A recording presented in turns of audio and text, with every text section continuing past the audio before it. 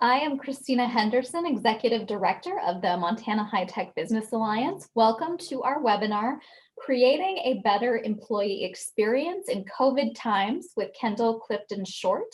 This event is part of a series the Alliance is hosting with resources to help our communities deal with the impacts of current events.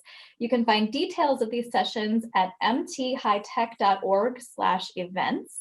Our presenter today is Kendall Clifton-Short, a partner at the global firm Within People, who is based in Bozeman, Montana.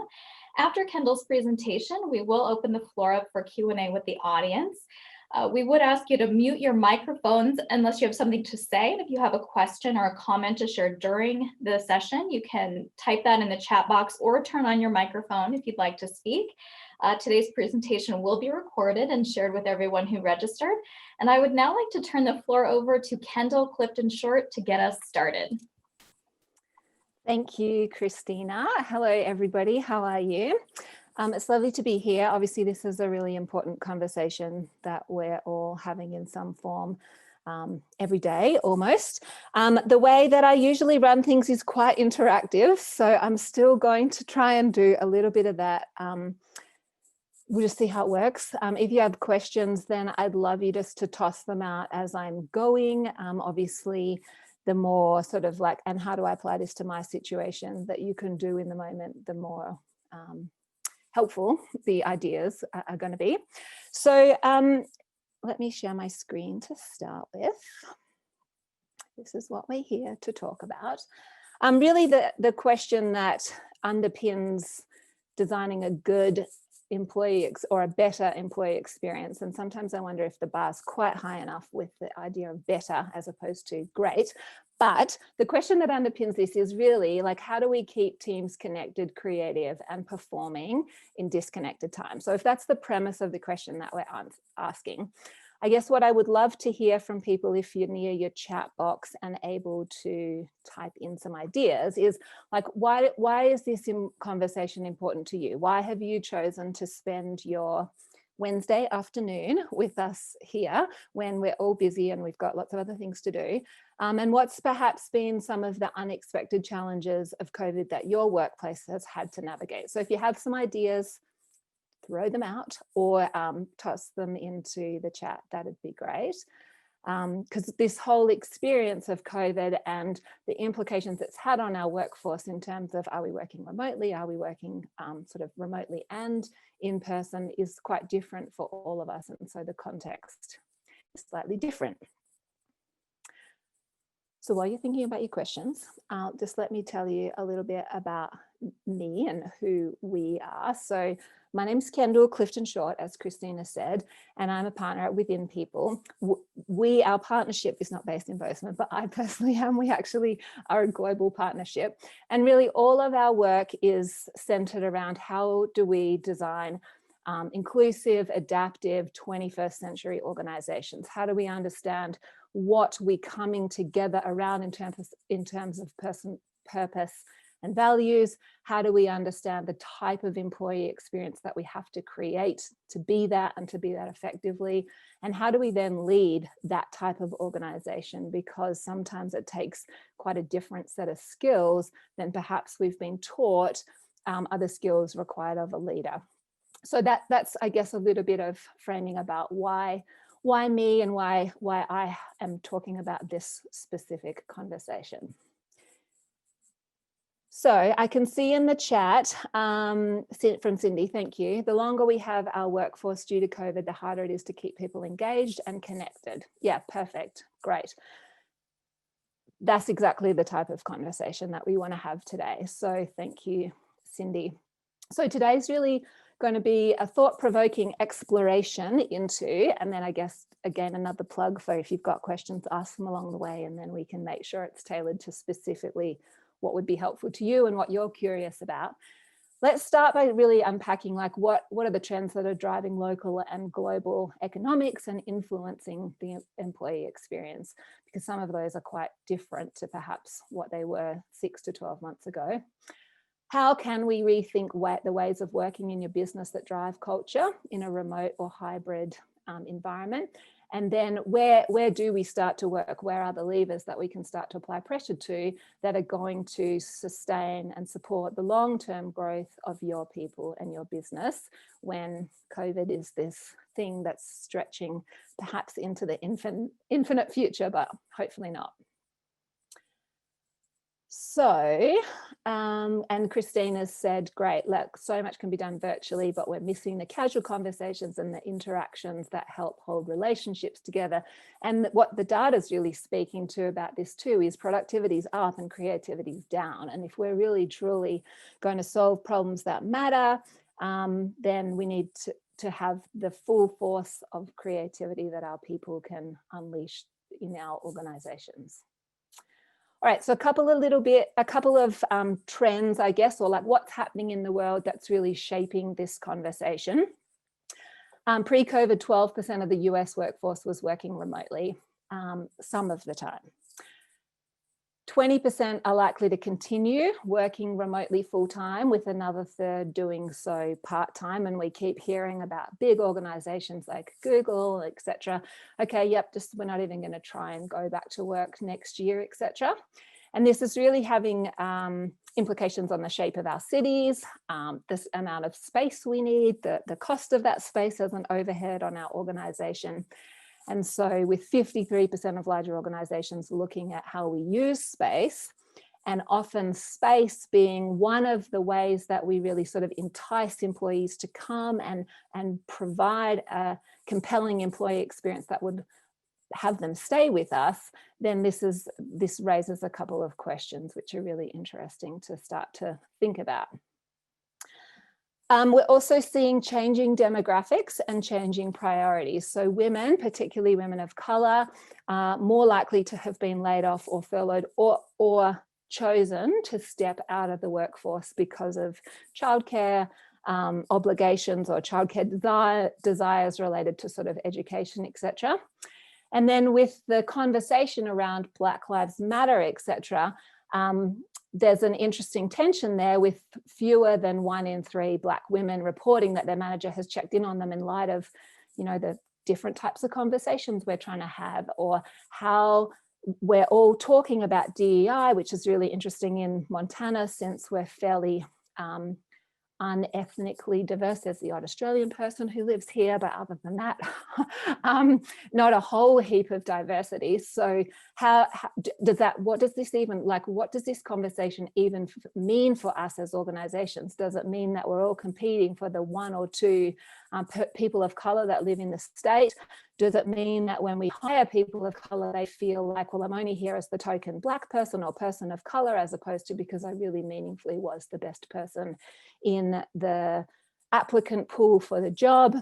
And then how do we, which is really at the heart of this conversation, how do we design an employee experience where diverse people can come and feel comfortable and feel like they can be safe to unleash their full potential into the organization? And how do we understand the unintended and sort of implicit, hidden ways that perhaps barriers, I guess, that perhaps exist within our organization that prevent us from being truly as inclusive and equitable as we genuinely truly want them to be. We're also seeing intergenerational workforce implications happening. So by 2025, which feels almost around the corner, 36% of the workforce are going to be Gen Z, 43% of the workforce are going to be millennials, and 21% of the workforce are going to be Gen Z. Now, like, what do all those words mean? Sometimes I get a bit lost into all the X, Ys, and Zs. Where am I exactly? How old am I? But the key thing here is that these different groups of people are really motivated by quite radically, it can feel, different things. So how do we build a culture where the things that motivate people to show up and do great work and stay and contribute to an organization long term can feel quite different? How can we be all of those things to all of those different people is a question that we hear quite a lot.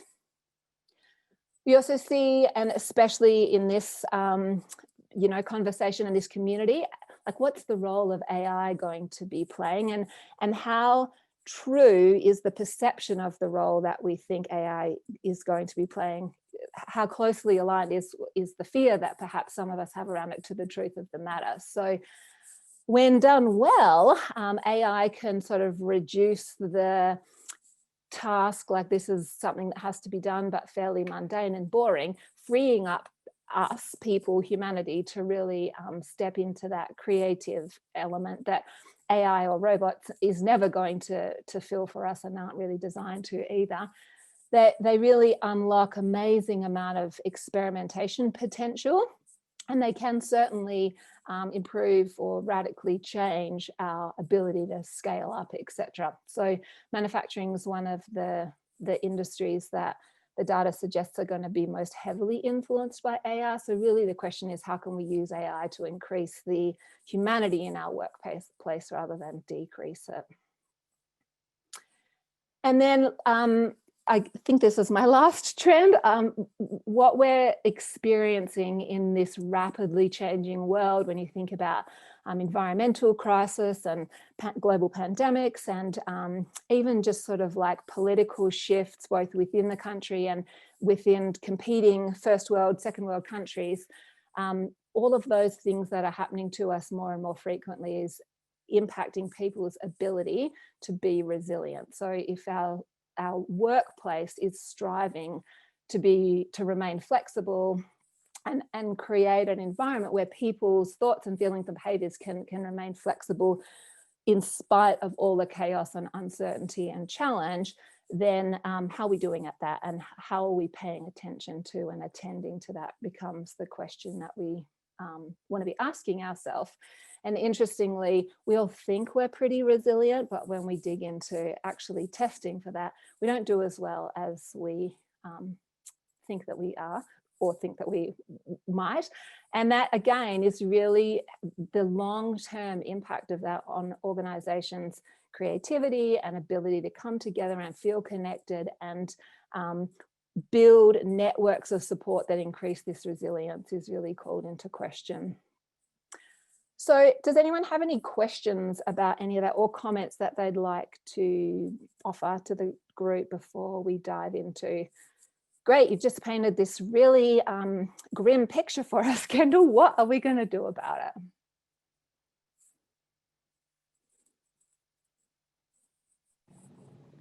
Anyone, feel free to just unmute and speak up, or type in the chat.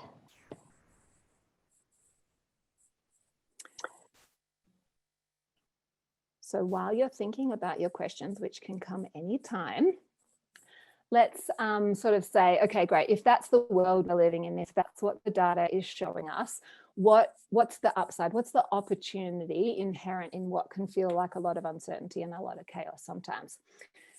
And from where I'm standing, the opportunity really looks like we've had a way or an urgency to rethink two things. How do we get people working safely and collaborating in that at their best, when we used to think, perhaps some of us, that had to happen in an office where we could talk to people. That's our whole paradigm about flexibility. And we have big organizations like PayPal saying to people, oh no, you couldn't possibly work from home. This has been their rhetoric for like 20 years. We don't have the security, which really the underlying tone is, we don't trust you to do your work at home. And now all of a sudden we have no choice. And so we can make that shift very quickly. What's that really doing to employees' confidence, etc.? But also, what does it show in the company that they can trust? Like, what's the level of trust that employees have just demonstrated, especially when you pair that with like, okay, well, if productivity's up, we really have proven to you that there's something here that we could think differently about. And it also really, especially with the Black Lives Matter conversation, encouraged us to think about equality. So how do we create an inclusive workplace where everybody can thrive? Are the two, I guess, things that underpin how do we create a better employee experience. Let's look to flexibility and let's look to equality. So Sarah, no, I guess we can't hear you, but we all feel like we are trying to keep it professional, but know how much these stresses are weighing on us. Yeah. Any thoughts on speaking to some of those softer terms, confidence, resilience within the corporate context? Yeah. Beautiful question and really important question. And yes, let's talk to that in a minute, because these These are the things that perhaps in the old world paradigm don't belong in the workplace, but in the new world paradigm have to have a role, have an absolute role to play. And us as leaders of those organizations need to be able to encourage people to show up and foster these types of things. Otherwise, nothing productive, creative, long-term happens. Okay, so if it's about equality and flexibility, the invitation for us all is to really reimagine our workplaces as flexible and connected cultures where everybody can feel valued for growing themselves, and that really being the pathway to them growing the organization. So if we have an employee promise, if you like, that's underpinned by like attracting and retaining talent being shaped on promises, shared purpose, and the opportunity to give back, then that's a really great starting point to design a better, powerful employee experience. And this really is the foundation of growing a adaptive, flexible, impact-oriented 21st century business. So if we then start to think about, okay, well, what are the mechanisms that drive culture, whether we're in the office all together or whether we're all at home or whether there's a combination of both, how can we start to understand how to leverage these opportunities, and how can we really understand how these ideas show up in our specific context, because we're all working from a very different context. So the invitation today is to start thinking about our employee experience through these 4 lenses. How do we create a flexible culture? How do we help people feel connected? How do we reward them for their contribution? And how do we make sure that they're growing and therefore growing our company or our business as well? And so I guess the recipe, if you like, or if we can keep equity and at the center of this, how do we design these, how do we understand these lenses so that they're accessible to everybody across our organization or across the population that we would like to have represented by our organization? It opens up really interesting invitations. What if we designed an experience for the most complicated needed person as opposed to the norm, and then sort of tried to adapt a little bit to meet the different needs of different individuals? So let's dive into sort of understanding how we would go about thinking about our employee experience through these 4 lenses. And then the piece of this too is, okay, once we understand how to reimagine these 4 different boxes for our organization in our context. Christina and I were talking about this earlier. It's so many of us are in the manufacturing industry here. Some of us aren't. Some of us have workforces that are working from home. Some of us don't have that luxury, even though we might like it. And what we really want to do is say, okay, no matter what our context is, this is still the helpful way to start to reimagine things in our organization within our cultural context or relevant context. I'm just going to assume that people will write their questions or ask me questions whenever they need to. So why these 4 boxes, I guess, is a good place to start. So when people feel like there is a level of transparency and that they feel like they belong to a place, they feel 5.3 times more empowered to do their best work. So that's a pretty compelling argument to creating this open, transparent, connected culture. And really, how do we create belonging is the question that we start to think about. And sometimes the answer lies in, well, what are the values that we all have in common and how do we show up to them? And what are really the rituals that create that transparency, that openness, and that connection? If we think about flexibility, why flexibility? Why is that part of your 4-box, Kendall? This is about people wanting the ability to work remote when it suits them, if possible, and yet still feel like an inclusive, creative culture. So I've already spoken to how productivity's up, but creativity's down. And then the big question that many of our leaders are grappling with is, so how do I build trust if my team feels much more dispersed last time than they used to? And we never ever come together. Like, how do we truly still build that trust and get to know each other and that intimate person-to-person connection when all we do is see each other through our Zoom box? So how do we, and obviously productivity is high here, but like, how do we really ensure that everyone's individual needs can be heard and met? And so that's the question I was really asking for. How do we, rather than designing for the masses, much like most of our world is designed, how might we design for the marginalized? And then would that not mean that everybody could feel comfortable there, rather than just the people who look the same as the most other people in the organization and in the culture and in the community? Why is rewarding important? This is really interesting when you start thinking about it in the terms of the generations and what they want from work. But 15% of the population are willing to take a pay cut to work for a company with purpose. So that has massive implications to our profitability and our bottom line.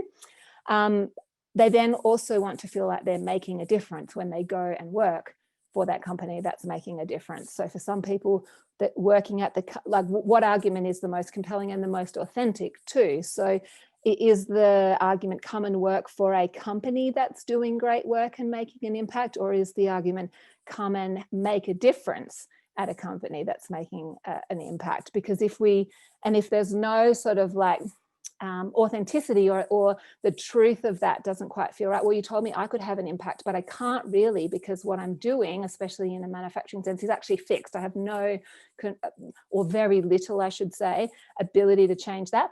But what I'm doing really matters. It's a bit like saying, how can we help the janitor who works at NASA truly believe that he's an integral part of putting people on the moon, rather than thinking, well, that really important work is being done by all of those people and I'm just cleaning the bathroom.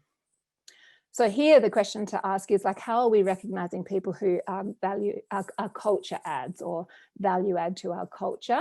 And how do we really create opportunities for everyone to do meaningful work and believe that their contribution to the work of a meaningful, impact-focused, impact-driven, purposeful organization really matters?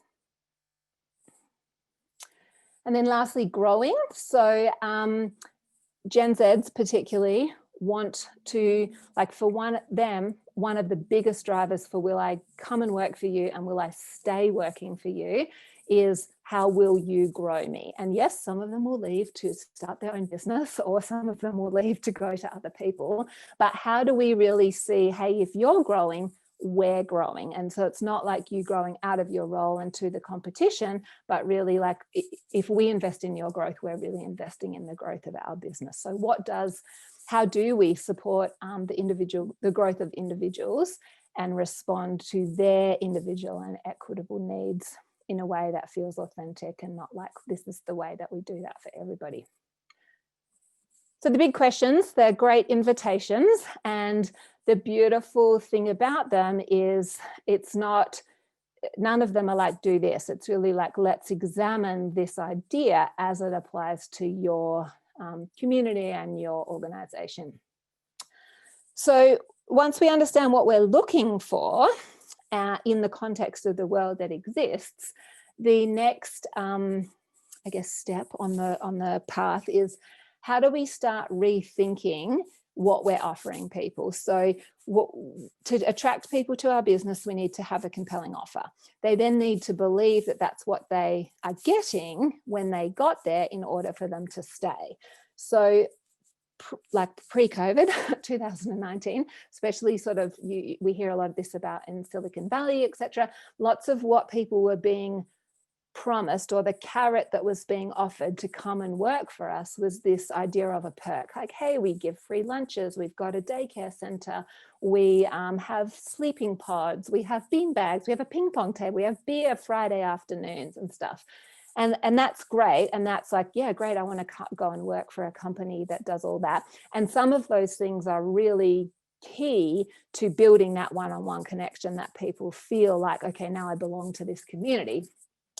But when we have a global pandemic and nobody can go to the beautiful office and take advantage of the sleep pod and the ping pong table, and we're no longer having beers on Friday because we're not supposed to be near each other, or we don't like drinking beer through our mask, all of the things that were being offered as the carrot to get people to come and to get people to stay for an organization are all of a sudden irrelevant. And so if that was the only glue that was keeping people at those workplaces, that's a really big challenge for many of those companies. So rather than saying, okay, come and work for us and we'll give you all these things, which is quite one-sided, how can we flip that and say, this is the promise that we make to you as an employee. If come and work for us, we'll provide this, and then this is really what we expect of you as a reciprocal arrangement. So how can we stop talking about perks, or really evaluate which perks are still relevant and serving the purpose that we want them to? And how can we start rethinking what we're offering in terms of promises? So what are the agreements? How do we show up to that and be accountable? And how are we really clear about the expectations that we have of each other? So once we sort of start thinking, changing the way that we're thinking from perks to promises, we can really start to reimagine, like, what would a 21st century employee experience look like at our business in the context of what the reality of our work is.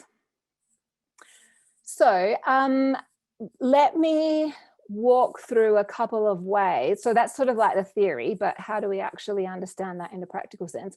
I thought it would be helpful if perhaps I showed you a few examples of how the promises and perks, two sides of that coin, show up for the flexible, rewarding, connected and growing lenses for us to apply to our employee experience. So a perk in the flexible bucket, if you like, might have been, we have a working from home policy, or the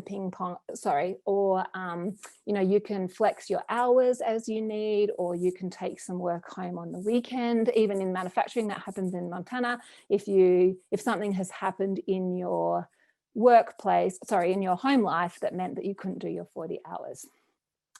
A promise for flexibility or flexible might be, hey, we trust people to do their best work, so you have the flexibility to work where and when you want. And so that's what our offer to you is.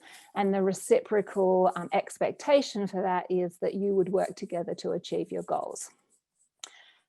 The reimagine is really the stretch. Okay, so some of us can get from perks to promises quite easily, but then how do we push the needle even further and take it to the limits of the boldness that feel comfortable or slightly uncomfortable? So when we're really pushing the envelope, what we're really starting to talk about is self-managed organizations or self-organized organizations, or different ways of collaborating and unlocking creativity, etc. Now, there's no judgment, I guess, about where any organization is on this journey. We have one client we work with, Amy's, quite a lot.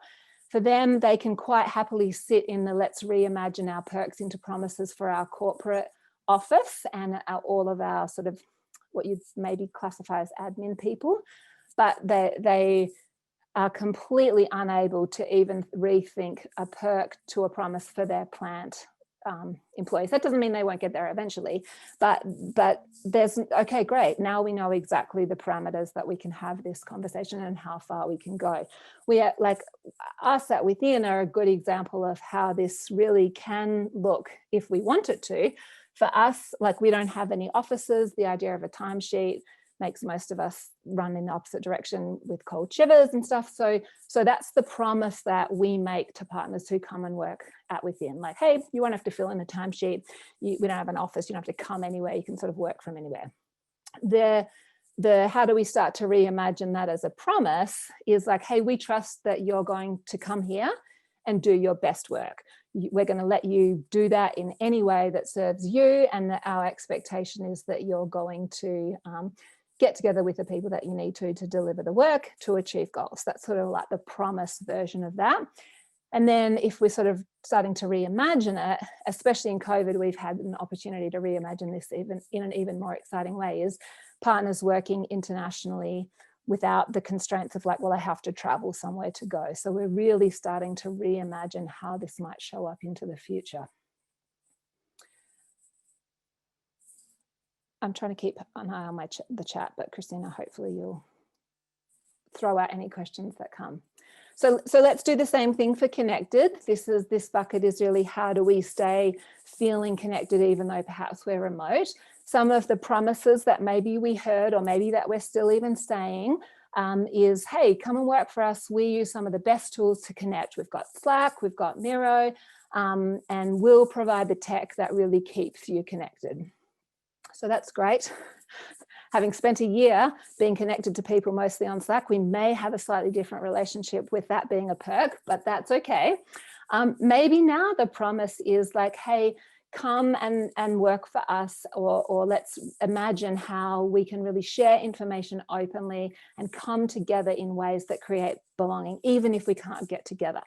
And another promise might be that so if that's what we're promising to people, excuse me, the reciprocal expectation, if you like, is that everyone's going to participate in the rituals that we've put in place to drive this belonging. So if we're really like pushing that to the limits of the boundaries, we have another client, Habito. They've really moved to, hey, let's do decision making in a participatory way. Let's really try and flatten our structure, change our idea of hierarchy being about, or leadership being about hierarchy, decouple leadership and hierarchy, and get rid of some of the barriers that inadvertently existed that were keeping people in the places that they were. So again, that's not going to work for all organizations, or that journey might take them 10 years to get to. But really, it's like, where are we now, and what is the next step that we could take to start to reimagine our employee experience through the lens of connection, even when we can't be in the same room together, perhaps. So rewarding. So a perk might be, hey, come and work for us. We pay in the top percentile. And the manufacturing industry in Montana certainly is already able to make that claim over many other employment opportunities in the state. So perhaps we have a generous bonus scheme, perhaps we offer equity when people hit targets and stuff. So that's great, but not all of us have the luxury of offering top quartile pay or a generous benefit package. That's not a carrot, I guess, that's available to all of us. And that's the reality. And so that's okay.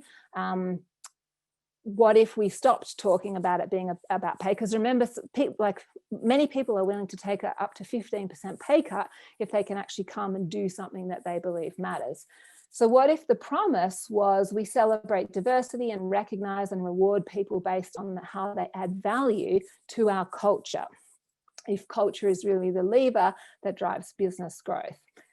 The reciprocal expectation would be, hey, we expect everyone to bring their talents and passion and tell us when the things that we're doing are creating barriers for you to actually unleash your talents into the room. So pushing the limit even further, we have things like ownership models, collective reward, feedback cultures, etc.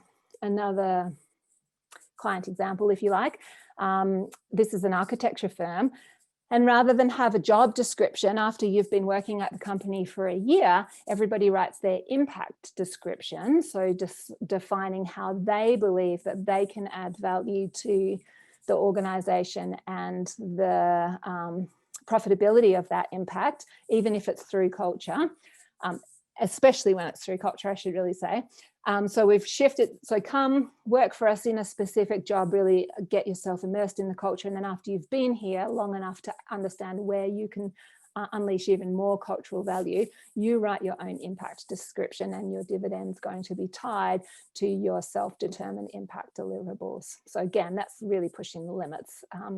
But it's exciting work and an exciting place to be sort of working and exploring these ideas. Okay, last lens, 4-box lens, growing. So if the perk about growing used to be like, hey, come and spend, you know, I'm sure you've all heard Google, like 1 day a week or 20% or even 5%, it's a pretty big carrot for some people, of your time devoted to learning or your own projects. You sort of work out what you want your personal growth plan or your pet projects to be, and we'll back that. Or maybe we'll give you $2,000 in training budget every year that you can spend, no strings attached, go for it. That's great. Sometimes it's hard to make those two things align to, okay, well, I'm working on this and it's going to benefit the business. Obviously, Google, that's a pretty easy, you can see how that relationship really works for the company, but other organizations, it's harder to see the relationship, or we just don't, we're still, money is time, we're billing out our time in billable hours, or if I have half of my, or all of my plant off for 1 day a week doing whatever they want, then who's actually producing the products that we're selling? So that doesn't work for everybody. So what if the promise was, hey, we'll support you on your own growth journey and back you to achieve your goals, and the expectation, the reciprocity here is that we encourage everybody to find balance and speak to your well-being needs. So reimagine, this can look like personal growth plans, like wellness being prioritized, coaching and mentorship, etc. So Point Blank's another one of our clients. They're a Canadian client. And at Point Blank, so all of their management level staff have access to leadership and growth coaching if and when they need it. No strings attached or inquiry as to why or what. And then they offer all of their staff the ability to come together and self-organize around what type of professional development they would like collectively, and advocate for whether or not management should be part of that experience with them. So that's a really exciting way to start thinking about my own personal growth and the growth of the company at the same time. Okay, so any questions about any of those things I have whizzed through in the context of perks versus promises? So really, yeah. I have a question posed in the chat, I think related to your second to last slide. Could you give an example of collective reward? Yeah, sure. So it's really where, I'm sorry, I missed that question. It's really where, rather than we reward our top performers, we reward the whole organization, because we believe that the growth of the business is driven by the culture rather than a couple of individuals being the star leaders. And so if we create the conditions where everybody benefits from the hard work of everybody, then we also have the ability to start sort of applying pressure to the people who aren't contributing to that as much in a really collective, subtle way, as opposed to from a top down, hey, you're not performing and let's performance manage you, which is a completely different experience for an employee, obviously. Hopefully that answers the question. Thanks, Martina. Okay, so let's sort of, I guess, rethink how we're providing flexible, connected and rewarding and growing cultures. What are we doing as the leaders of those companies to really make these things which are really important to the people who want to come and work for us and stay with us and grow our company? How do we make these things feel accessible, and how do we design them so that it doesn't matter if we're living through a global pandemic or any other type of problem that the world wants to throw at us? The framework for thinking about that still works, and so we're really driving our own adaptability in the same time, which, as the world changes, as we all know, is really important. So this is really the invitation for you all to start thinking about, like, why do people come and work for you? What is the cultural context for your workplace in terms of what is the culture that you're offering people to come and be a part of? And then how do the promises and perks that you are making to people really make sure that what you're promising is what actually is being experienced? So we can spend a lot of money and time and energy recruiting people, but if they come and have an experience that's completely different, to what we promised them on the recruitment journey, they're not going to stay. But often it takes a year of us investing time and energy, etc., into training them before they leave. So how can we really understand how we're living up to the promises and the perks, and what is the role of perks and promises, and how do we get a nice balance that works for us and attracts the type of people that we believe are going to be the growth drivers of, or the drivers of business growth, if you like, in our organization. And so once we have that really clear, we're in a powerful place to say, great, we need to move from here to here. This is the shift from and to, or the shifts that we need to make. And I'm not suggesting, even though I've said it quite like, oh yeah, and then you just work out where you have to go, where you are and where you have to go. I know I'm saying it quite flippantly. I'm not suggesting that that's a small undertaking in some cases, but with the clarity of like, okay, what needs to be shifted? What do we need to do? What's the first step in us becoming a truly more equitable place to work, and a place that will attract and retain the type of people that we believe are going to grow our company. So I know I whizzed through a lot of content. I know that I talked a lot. Normally, I kind of alluded to this before. I truly believe that the most impactful way to sort of start to think about this is like, how does this apply to me? So maybe the invitation is just to do a little bit of that thinking for yourself now. Okay, what here today have I heard that would be an interesting thing for me to explore a little bit more about in the context of my organization? And from there, what's the next step to bringing this to life? So I'd love you to do that thinking. And if you have any ideas, then perhaps pop them in the chat. A couple of other tools or things that I might offer you as we're going along and you're thinking about this for yourself. The way that we typically work is like, let's roll our sleeves up, get our hands dirty and see how this stuff actually applies to us. And so a great way to really explore this is, what is the perks that we're making? What are the promises that could shift to, and what would really be pushing the envelope down the track? Really look for us. And so Christina and I were talking about, well, maybe if this has been interesting and you think that there's some value in exploring this more, we could have a follow-up session, which would be much more interactive. Everybody come, have your camera on, participate in a discussion about what this would look like for you. So I'm throwing that out as an idea. If you're interested in that, then let Christina and I know, and we can sort of run it next week or the week after, but not too close to Christmas, if that would be helpful. And then the other thing that I could offer you, I guess, in this short-term spaces, as you're starting to think about this, is we've just written a book about how to emerge stronger in these unprecedented, uncertain, challenging times that we're all facing. And so if you wanted a copy of this, it's really talking about, hey, how do we understand who we are and the values of our organization, the foundation that we have that we can offer to people? How do we really bring more humanity into our workplaces, and what are the leadership qualities that we can start to be both unlearning? What is it about our way that we think about leadership that we might want to unlearn? And how do we start to think about leadership as a mechanism for dialing up the humanity in our workplaces? And then how do we reimagine equitable employee experiences? The book has chapters on all three of those with some exercises. So if you wanted a copy of that, just email me and I can flick it through to you. That would be super easy. Okay, and just to pause a minute, Kendall, we will reach out to everyone who registered, and we can make your email address available. Is that the way you'd like people to contact you if they?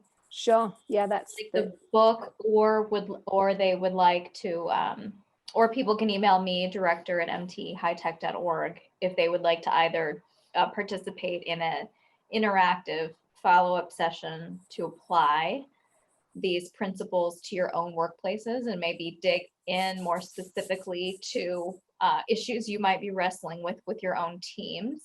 And then also, if you would like a copy of the book as a resource, you can reach out to me via email, or we can also make Kendall's email available. Yeah, great. Whatever's easiest for people. Okay.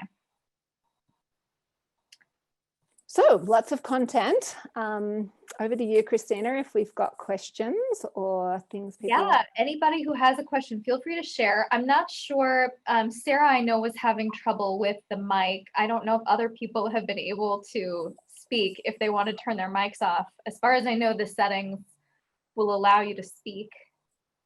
But I don't know. So if we can't hear you, put your question in the chat.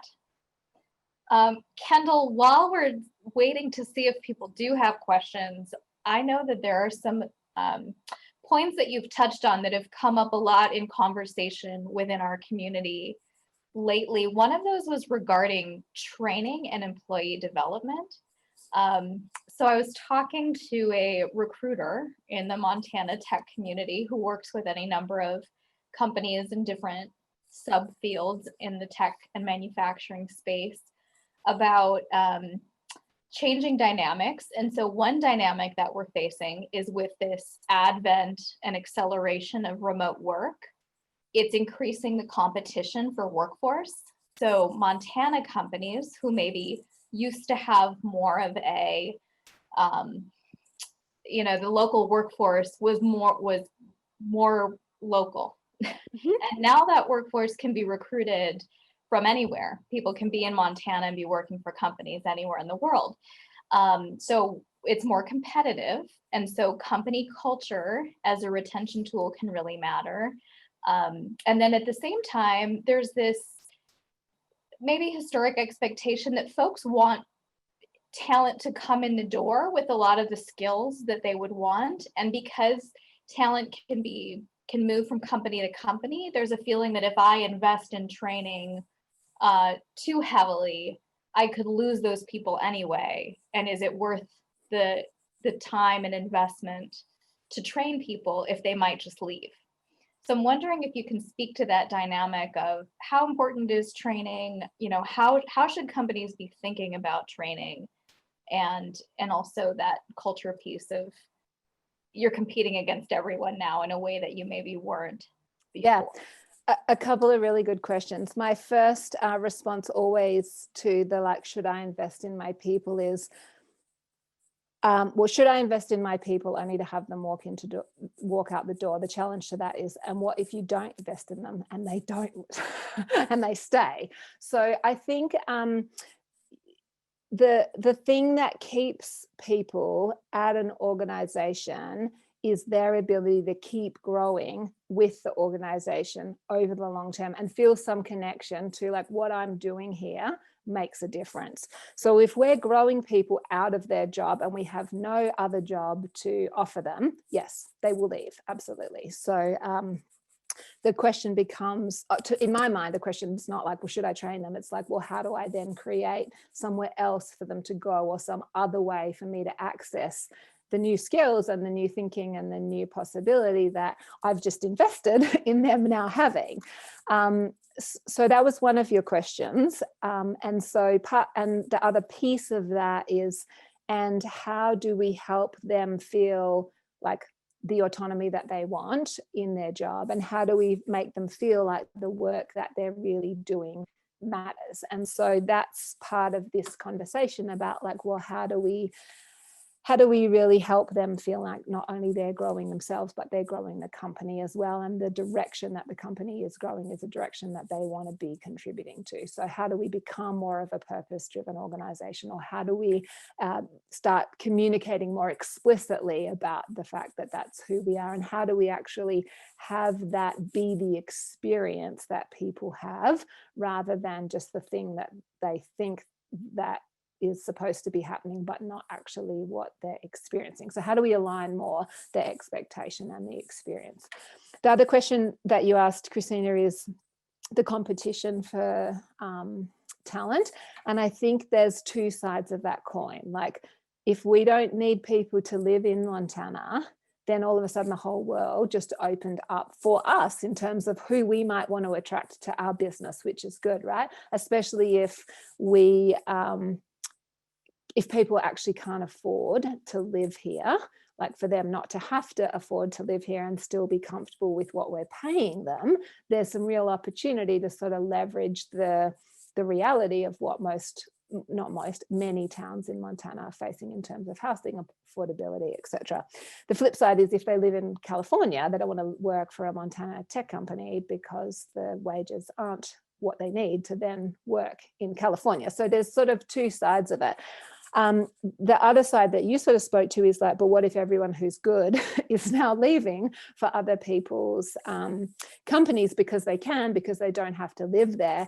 Again, it's like, how do we create a compelling enough place for them to work that they don't want to leave, that even though they might get paid more, they're not going to go there because this is their home and this is the lifestyle that they want, and this is actually the problem that they want to contribute to, as opposed to the job that they have just for now until something comes along that's better. So I think the invitation always comes back to, how can we create an employee experience that really will keep people grounded here, rather than looking over the fence at perhaps what's somewhere else.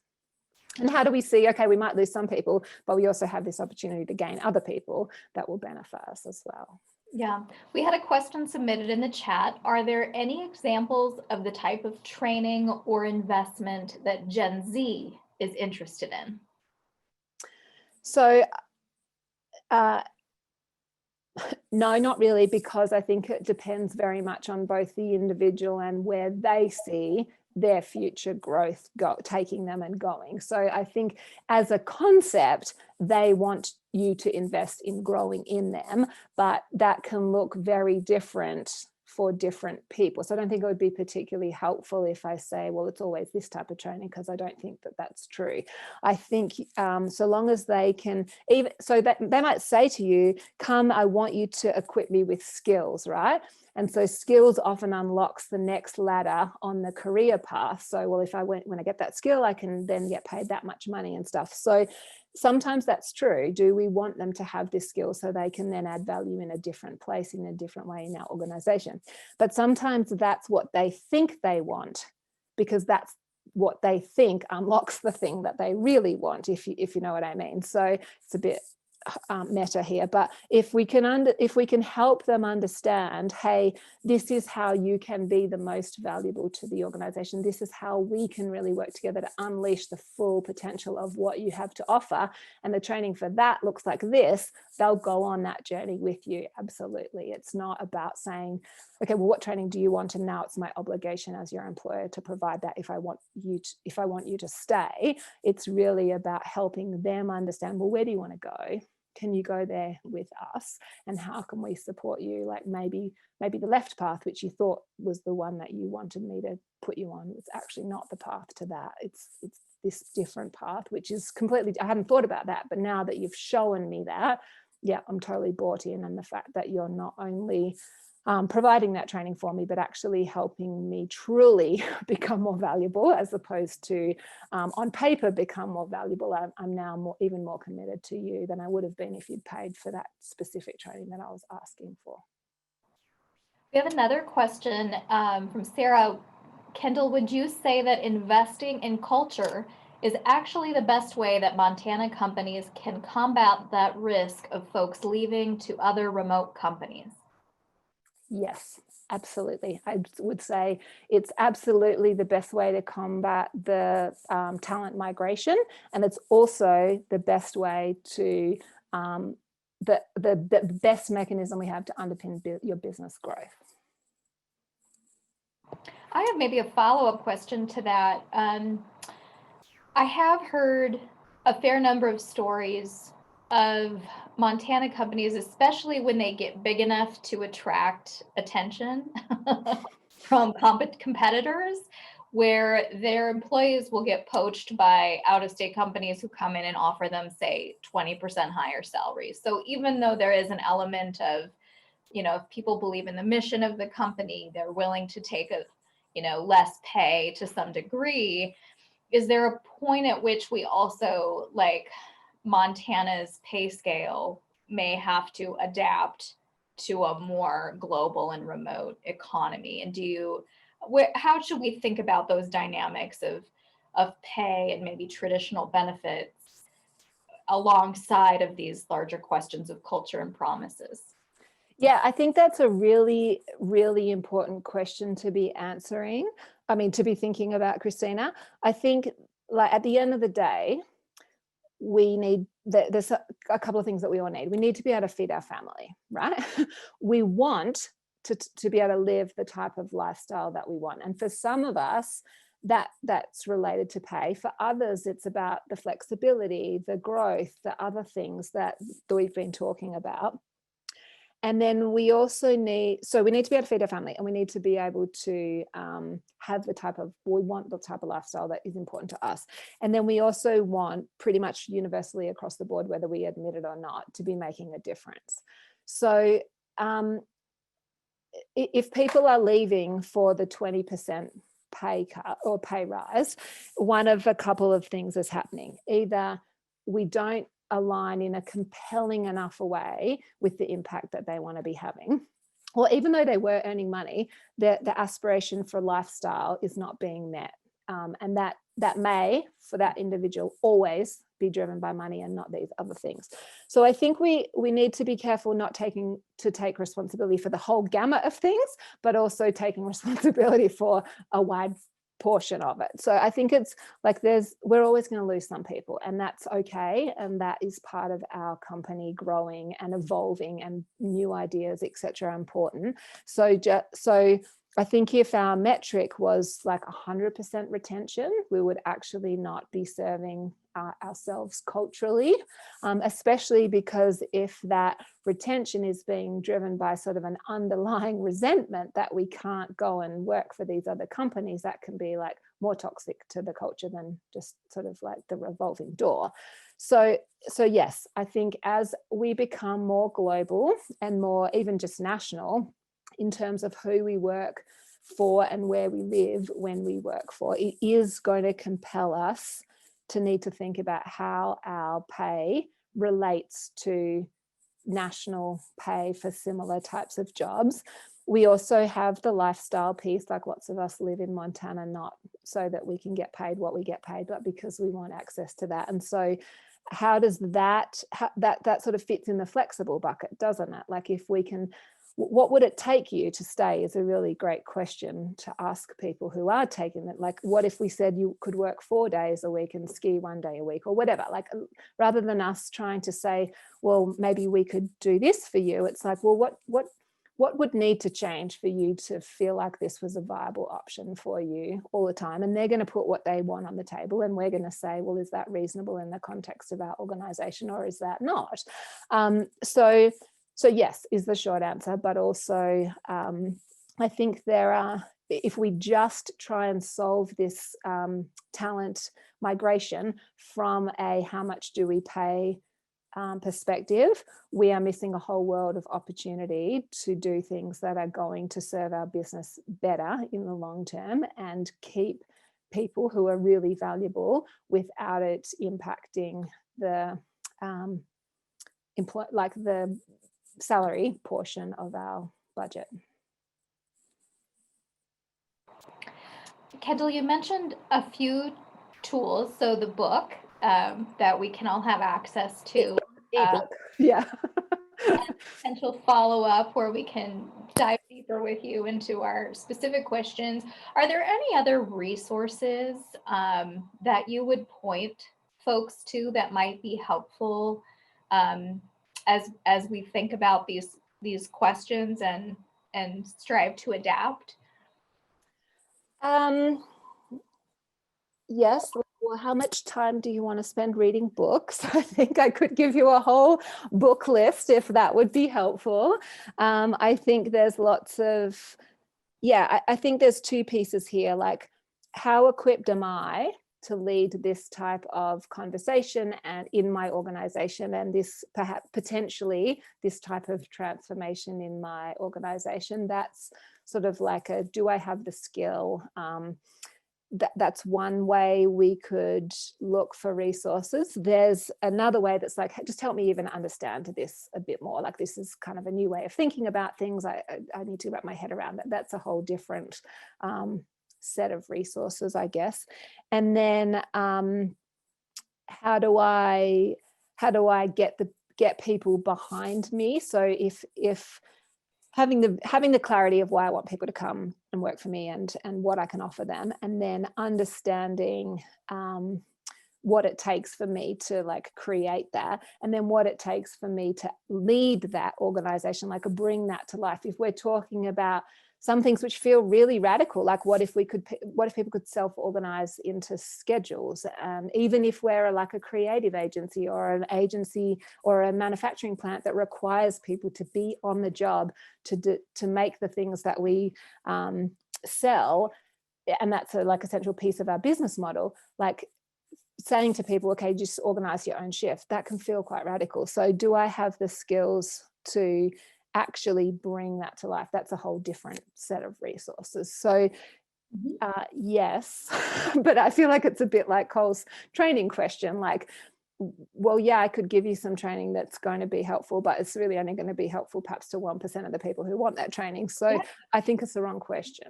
Maybe what we could do as a follow-up as we wrap up our conversation, maybe in our, when we share with folks the contact, the opportunity for the book and the video, if you have some books, I think, as we settle into winter, maybe some of us will have time to read.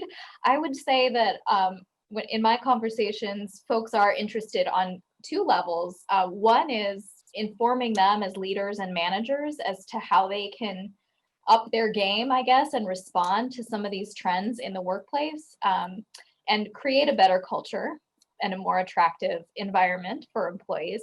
And then the other thing that a lot of companies are looking for is ways that they could read together as a team to maybe have shared philosophies, shared language to talk about issues that are happening today. And we're actually reading or finding resources, and in some cases could be just short articles or videos or things that aren't a full-length book that are more accessible. But if you do have those sorts of resources, I really sense a hunger for those sorts of things, as folks are both trying to educate themselves and also trying to bring their teams together around shared knowledge. And I think with that, we'll probably wrap things up. As a reminder, a recording and transcript of today's presentation and all these related materials will be available both through email to those registered and also posted on our website as a follow-up. And I'd like to thank you, Kendall, for your wisdom today, and thank you to our audience for joining us.